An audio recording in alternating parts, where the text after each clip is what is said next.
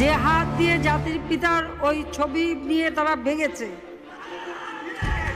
তাদের যা উপযুক্ত করা উচিত সেটা করতে হবে। কিন্তু যিনি আমাদের জাতির পিতা, যার আইন আছে, সেখানে হাত দেবে এত সাহস কোত্থেকে পেল?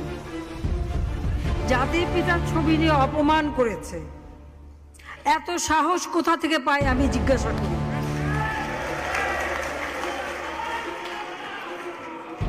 আমি জানি না আমাদের হাই কমিশনার এখন কারা বসেছিল এবং তারা সেখানে কিছুই করতে পারলো না কেন, সেটাও বড় প্রশ্ন।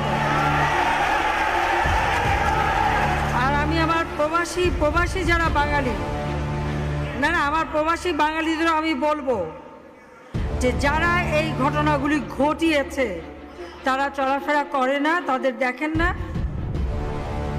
যে হাত দিয়ে জাতির পিতার ওই ছবি নিয়ে তারা ভেঙেছে, তাদের যা উপযুক্ত করা উচিত সেটা করতে হবে। কারণ জাতির পিতার নাম মুছে ফেলার চেষ্টা করা হয়েছিল, তো তারিখ যেহেতু দূরের কথা, ওর বাপ তো চেষ্টা করেছিল এই নাম মুছতে, ওর বাপও চেষ্টা করেছে, মাও চেষ্টা করেছে। তারা কি পেয়েছে নাম মুছতে? পারে নাই।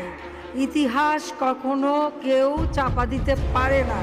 আর জাতির পিতা তার 7 মাসে ভাষণে বলে গেছে যে বাঙালিকে কেউ দাবায় রাখতে পারবে না, পারে নাই দাবায় রাখতে। তা আজকে এত বড় দুঃসাহস হয়ে যায়। হ্যাঁ, আমি প্রধানমন্ত্রী এসে আমারটা যা করুক, ওটা আমি কিছু মনে করি না। তারিখ যে ভুলে